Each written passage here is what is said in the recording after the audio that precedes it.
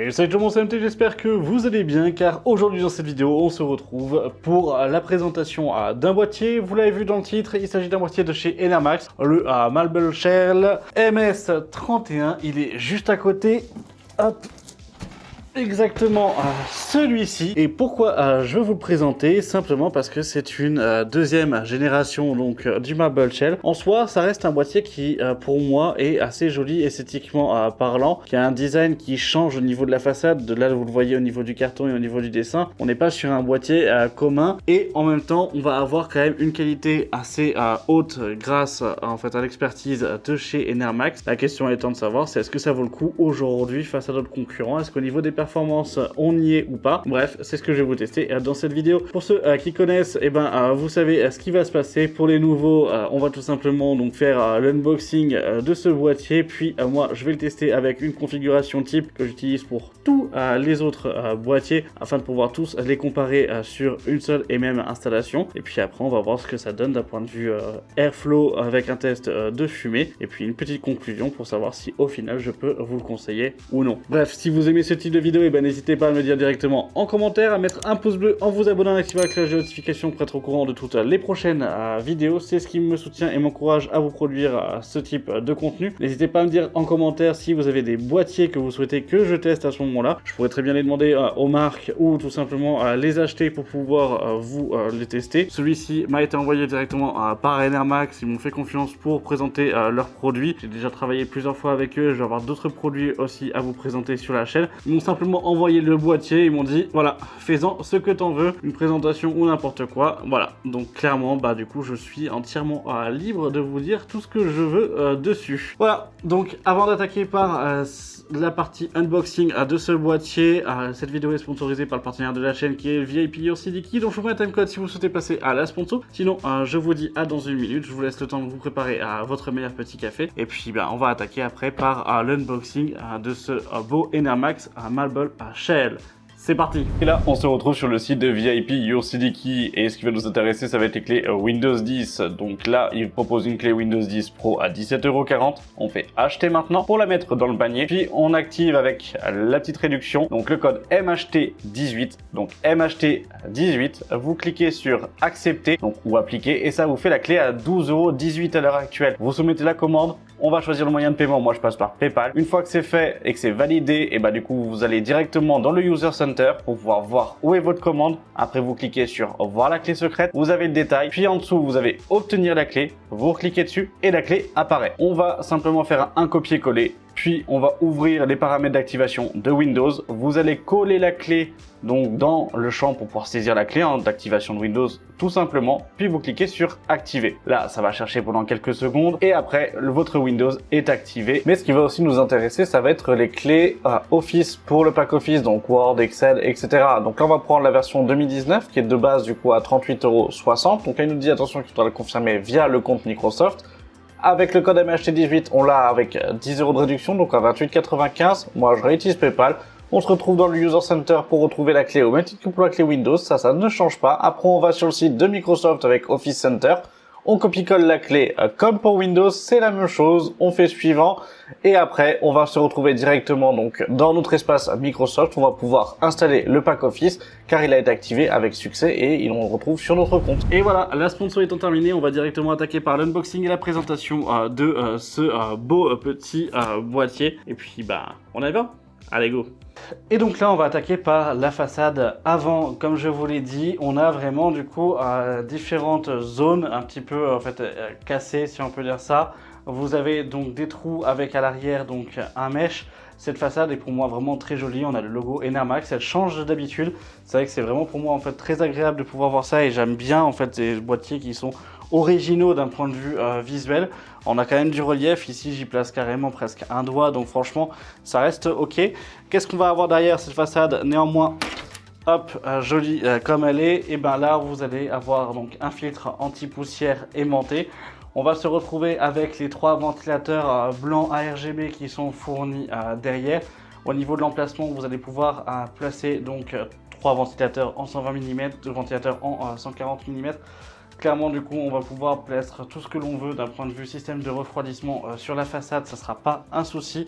Donc ça, c'est quand même assez agréable. Maintenant, on va passer directement sur le dessus du boîtier. Vous avez ici donc le filtre anti-poussière, pareil. Donc ça reste un filtre anti-poussière flexible et aimanté. Vous allez avoir la possibilité de pouvoir mettre ici donc 3 ventilateurs de 120 mm ou des ventilateurs de 140 mm, donc x2. Vous allez avoir ici donc en front panel l'USB type C, un USB 3.0, un deuxième USB 3.0, un port donc écouteur et micro directement, le bouton reset, le bouton power, deux LED de fonctionnement, donc un front panel qui est quand même assez bien équipé. Sur le dessous, cette fois-ci, vous allez retrouver ici un filtre anti-poussière qui est lui flexible, pas aimanté, pour l'alimentation qui peut s'enlever. Et ici, on voit qu'on va avoir une cage HDD que elle, on va pouvoir enlever. Par contre, on va pas pouvoir modifier en termes de place, seulement en termes de positionnement, c'est tout, mais pas énormément d'un point de vue modularité. Maintenant, on va passer à l'arrière du boîtier. Sur l'arrière du boîtier, ici, vous allez pouvoir retrouver donc une grille d'ouverture pour l'airflow, l'emplacement pour un ventilateur en 120 mm qui est déjà placé, qui est aussi un ventilateur à RGB directement. Ici, vous allez avoir les équerres PCI comme classique. Vous avez l'emplacement pour l'IO Shield, l'emplacement pour l'alimentation. Donc tout est ok. Comme vous pouvez le voir ici, on n'a pas de vis. On est sur une vitre en verre trempé sur la façade qui est elle est sur une charnière. Donc on va tout simplement enlever le scotch. Et ici, comme vous pouvez le voir, on va avoir une petite bague avec une petite poignée. Vraiment très agréable. Ça, c'est quand même assez sympathique. Il se replie. Et donc là, on va pouvoir ouvrir notre boîtier directement. Vous avez les deux aimants de maintien. La porte se tient quand même assez facilement. Donc c'est quand même assez cool. À l'intérieur, comme vous pouvez le voir, on a donc le cache alimentation, une ouverture pour pouvoir voir notre alimentation. Ici, tout est percé.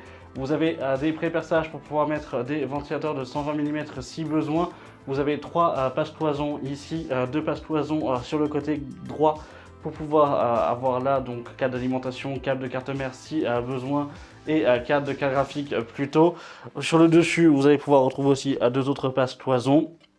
Et là, en plus, on a une ouverture et la possibilité de pouvoir mettre 2 ventilateurs en 120 mm si besoin, ou directement le water cooling.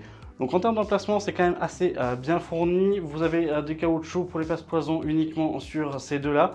Au niveau de l'emplacement pour la carte mère, elle pourra accueillir donc des cartes mères allant jusqu'à du coup de l'ATX. Vous avez du micro ATX et de l'ITX. Les entonnoirs sont déjà placés pour de l'ATX initialement.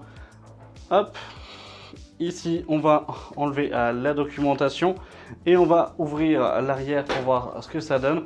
La fermeture de la porte se fait sans encombre, sans aucun problème. On va enlever les vis à main directement pour la plaque arrière. Toc, on vient l'enlever, elle tombe toute seule. Ici, vous allez pouvoir retrouver donc la plaque arrière, franchement très rigide au niveau du métal. Un filtre anti-poussière pour donc ce qu'on a vu, l'aération latérale directement. Ce que je trouve de dommage, c'est que là, du coup, on va avoir un câblage noir alors qu'on est sur un boîtier blanc. Ça, c'est un petit peu dommage. Après, on va avoir tout le bundle donc pour l'intérieur. Donc ça, c'est quand même assez agréable. Vous avez déjà les ventilateurs qui sont, eux, déjà pré-câblés. Dans le bundle, on va pouvoir retrouver toutes les vis, les fixations, les patins, du coup, pour pouvoir avoir aucune vibration pour l'HDD. Vous avez en plus un support de carte graphique dévissable, donc ça c'est quand même assez sympa. C'est une petite feature qui coûte une dizaine d'euros du coup normalement sur Amazon. Là vous l'avez avec le boîtier, donc assez sympa à avoir. Vous avez tout le câblage qui est fait pour les ventilateurs, ou en tout cas au niveau de la partie ARGB, car ce sont des ventilateurs qui sont tous ARGB, donc ça c'est quand même assez agréable. Ils sont tous fournis dans le boîtier, et ça c'est quand même plutôt cool. Vis-à-vis du front panel, on va retrouver bien évidemment notre audio, un USB type C, un USB 3.0, le front panel en câblage classique. Pour le dessous, cage HDD, emplacement du coup 2,5 pouces sur le dessus, avec vis à l'intérieur, un HDD impossible en 3,5 pouces à l'intérieur, une cage qui peut se mettre soit ici, ou plutôt côté façade si besoin. Vis-à-vis des passes-câbles, vous avez quand même 2 chemins de passe-câbles, donc le principal qui est ici, qui est présent. Ici, on aura aussi la possibilité d'en attacher. Vous en avez en double ici, ainsi que là. Donc c'est vrai que niveau cable management, ça reste ok, même si par contre, pour moi, comme je pense que vous pouvez le voir directement, ça reste quand même assez serré. On va avoir que 1,5 cm du coup pour le faire. Donc si vous avez des extensions de câbles, ou autre, ça risque d'être compliqué. Je pense que le cable management va se faire en descendant au maximum les câbles pour après les cacher dans la partie cage d'alimentation. Chose qui pour moi est finalement un bon et un mauvais choix esthétique aussi. Et voilà, je vous ai fait le tour de ce beau petit boîtier. Clairement, il y a pas mal de choses à dire sur ce boîtier. Déjà, d'un point de vue qualité de fabrication, c'est ok. Il y a vraiment des petits détails qui sont très agréables, notamment là pour la porte. C'est vraiment assez intéressant et très agréable en fait de pouvoir retrouver ce type de feature. Le fait d'avoir l'esthétisme aussi, ça joue. Après, voilà, il y a quand même certains défauts. On a des petits manquements d'un point de vue qualité, mais il faut pas non plus oublier qu'on est sur un boîtier donc milieu de gamme qui est déjà fourni avec 4 ventilateurs qui sont à RGB. Donc c'est vrai que du coup déjà on a j'allais dire un packaging autour et on a quand même pas mal de choses qui font que physiquement parlant ça reste ok et on sait à quoi s'attendre avec ce type de boîtier. Bref, ça on en parlera avec la partie conclusion. Moi je vais attaquer les tests, je vais pouvoir monter la configuration de test directement dedans. D'ailleurs au niveau des tests, 2 tests seront effectués sur ce boîtier contrairement à généralement il n'y en a qu'un seul qui est fait. C'est-à-dire que je vais faire un des tests avec les ventilateurs de base qui sont fournis directement et des tests avec les P12 Max pour voir si les ventilateurs de base sont bons finalement et sont pertinents pour ce boîtier. Donc je vous présenterai à chaque fois. Pour la visualisation d'airflow, ça sera uniquement avec les ventilateurs de base. Et puis nous on va se retrouver juste après pour pouvoir en parler d'un point de vue température. Je vous laisse avec la visualisation de l'airflow et puis après on se retrouvera avec les résultats des tests. C'est parti.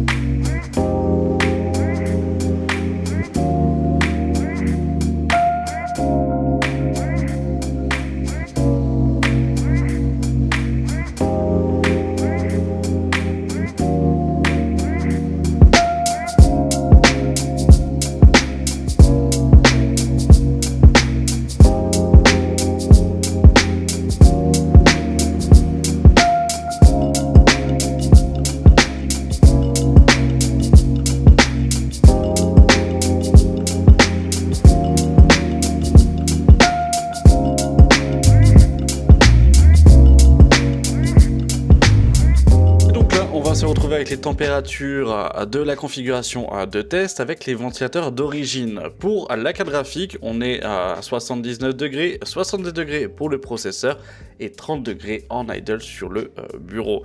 Les tests ont été effectués pendant 1 heure en stress test. Les ventilateurs sont bien évidemment eux à 100%. En termes de bruit, c'est vrai que je ne l'ai pas énoncé, mais les ventilateurs sont quand même très silencieux. Ça reste quand même assez agréable, donc ça, on est ok dessus. Et voilà, franchement, ce sont des températures qui sont quand même un poil élevées, mais d'un côté, c'est vrai que le boîtier est petit, ça peut se comprendre. Maintenant, on va faire le test avec les P12 Max de chez Arctic. Et là, on voit quand même qu'on a un gain, notamment sur la carte graphique, où on passe à 76 degrés, 68 degrés pour le processeur, et en idle, on gagne 1 degré avec justement 29 degrés en idle. Finalement, on voit que les ventilateurs qui sont fournis par Enermax ne sont pas non plus excellents, ce qui peut être normal, mais d'un côté, il faut quand même se rendre compte qu'on est quand même sur un boîtier qui est peu cher d'entrée de gamme avec déjà pas mal de ventilateurs ARGB de fournis. Mais c'est vrai que si on cherche de la performance, à ce moment-là, il faudra peut-être penser à les changer pour pouvoir passer sur des ventilateurs plus performants. Et donc là, vous avez pu le voir avec les différents résultats que finalement on se retrouve avec un boîtier qui a de bonnes performances. Les performances sont pas excellentes, elles vont être un petit peu améliorées avec l'ajout de ventilateurs, donc des P12 Max au niveau des tests. Donc ça reste quand même quelque chose qui soit en fait performant. Le boîtier a un bon airflow, on n'a pas de contraintes finalement sur les composants. Techniquement, il pourra permettre de pouvoir installer presque n'importe quelle configuration avec des grosses cartes graphiques, comme du coup des gros water cooling, notamment avec des 360 si on les place à l'avant, mais plutôt à ce moment-là des 240 sur le top. Vous avez la possibilité justement de pouvoir mettre des water cooling qui sont quand même aussi assez larges sur le dessus parce que la carte mère est reculée au niveau de son emplacement. Donc clairement pour moi ça reste un bon boîtier. Et maintenant on va passer aux points positifs et points négatifs de ce boîtier. Pour les points négatifs, il y en a quand même certains qui sont pour moi un petit peu, j'allais dire plutôt dans l'ordre esthétique que dans l'ordre technique plus qu'autre chose. Et c'est non pas pour la façade où là ça sera que subjectif si vous aimez ou si vous aimez pas. Moi ça va être plutôt directement dans la partie boîtier direct à l'intérieur. C'est-à-dire que le fait qu'on ait l'emplacement ici que vous avez là pour pouvoir placer deux ventilateurs en 120 mm, bah, j'aurais bien aimé avoir une plaque qui le dissimule dans le cas où je ne l'utilise pas. C'est bête, mais là on a vraiment juste deux grands trous et c'est vrai que c'est pas très joli. Et au niveau du cable management, bah, malheureusement avec les trois ventilateurs de façade, on a un risque de voir les câbles. Voilà, c'est un petit peu gênant, je trouve ça en fait un petit peu dommage de ne pas l'avoir. Après, je peux comprendre au vu du prix, on en parlera juste après directement. Autre point négatif, ça va être au niveau du cache alimentation. Comme vous pouvez le voir, j'espère que c'est pas flou à la caméra, mais le cache d'alimentation est totalement percé, ce qui fait que aussi, même si on a la possibilité de mettre des ventilateurs, et ça va être un point positif, bah, on voit si on n'en met pas tous les câbles de l'alimentation. Voilà. Petit point négatif aussi d'un point de vue esthétique, ça reste des petits détails. Franchement, ça reste vraiment des petits détails. Point, j'allais dire un petit peu négatif finalement aussi, bah, ça va être tout simplement la qualité de fabrication, pas globale du boîtier, mais uniquement du support de la carte mère. Le métal est un petit peu fin, quand on commence à visser ou autre, on a un peu l'impression de s'enfoncer. On voit qu'il y a un manque de rigidité sur la plaque arrière. C'est pas grand chose, clairement on s'amuse pas à débrancher ces boîtiers et finalement il y a les changer au fur et à mesure et à remonter 15 configs dans le même boîtier. Donc je pense qu'il n'y aura aucune incidence à l'utilisation, mais voilà. Un petit truc moi qui m'a un petit peu gêné, mais sans plus directement. En termes de points positifs, parce qu'il y en a quand même aussi pas mal, et soit que ce soit d'un point de vue technique et d'un point de vue aussi visuel. Point positif d'un point de vue technique, la vitre avec la bague que vous avez là justement pour pouvoir l'ouvrir et la fermer sans aucun problème. Ça c'est quand même assez agréable, c'est cool, notamment pour pouvoir faire l'entretien, pour avoir un côté nettoyage, ou si simplement votre machine peut surchauffer, si vous avez une surchauffe, hop, vous ouvrez, ça fera un appel d'air. Voilà. C'est un petit truc, même si je ne l'espère pas et que je ne le conseille pas de pouvoir garder la vitre ouverte directement, mais ça reste pour moi quelque chose où physiquement c'est quand même bien et assez intéressant de l'avoir. La vitre a un bon maintien, donc ça c'est ok. Point positif, même si ce ne sont pas les meilleurs ventilateurs, qui ne sont pas les plus performants, le fait que ce boîtier soit fourni avec 4 ventilateurs ARGB déjà prémontés et que finalement on se retrouve avec des ventilateurs qui sont quand même efficaces, même si ce ne sont pas les meilleurs comme comparé par exemple au P12 Max, clairement ça reste quand même très intéressant. Le point positif, et j'allais dire l'un des derniers points positifs avant de rentrer vraiment dans la partie qui pique un petit peu, finalement c'est que le point positif c'est qu'il peut accueillir presque n'importe quelle configuration, c'est-à-dire que si vous souhaitez avoir un 360 mm, vous pouvez le mettre à l'avant, même si c'est pas l'emplacement rêvé. Un 240 mm, vous pouvez le mettre en haut, vous n'avez pas de difficulté, on a vraiment le bon recul pour la carte mère, donc ça c'est ok. Au niveau des cartes graphiques, il pourra accueillir quand même pas mal de grosses cartes graphiques. Alors oubliez les grosses ROG en fait en 4080 Super par exemple, où là vous les rentrerez pas, mais ça va dépendre, et j'allais dire sur des cartes graphiques plutôt moyenne gamme, là vous les rentrez sans aucun problème. Donc clairement pour moi ça reste ok. Et le fait de pouvoir mettre des ventilateurs aussi sur le cache alimentation pour pouvoir ajouter de l'airflow, je trouve ça assez intéressant, et c'est vrai que du coup peu de monde aussi le propose. Là où on en vient au plus gros point positif de ce boîtier, c'est son prix.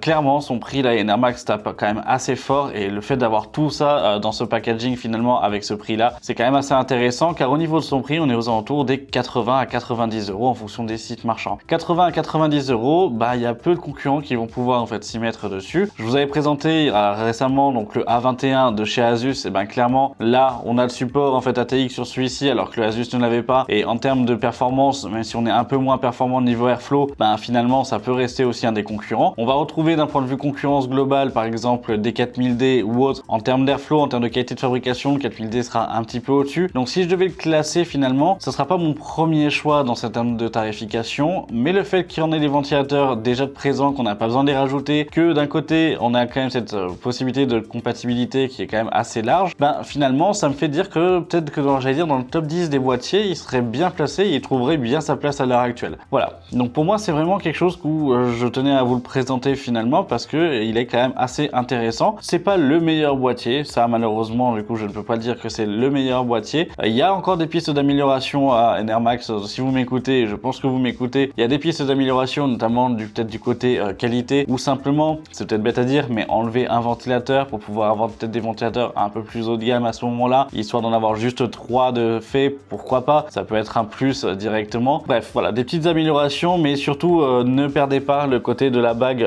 pour l'ouverture, ne perdez pas le fait d'avoir une ouverture sur chanière pour les portes. D'un point de vue qualité globale, on est ok. Franchement, voilà, ça reste pour moi un bon boîtier. Donc n'hésitez pas à me le dire directement en commentaire ce que vous en avez pensé du boîtier, ce que vous pensez directement de ce produit. Si vous avez des questions, n'hésitez pas à me le poser aussi en commentaire, j'y répondrai à ce moment-là. Et puis si vous avez aimé cette vidéo, vous savez quoi faire en mettant le pouce bleu, en vous abonnant, en activant la cloche des notifications, c'est juste là pour être au courant de toutes les prochaines vidéos. Moi je vous dis à la semaine prochaine pour une vidéo tech sur la chaîne. Merci d'avoir regardé la vidéo jusqu'à la fin, c'était MT, salut!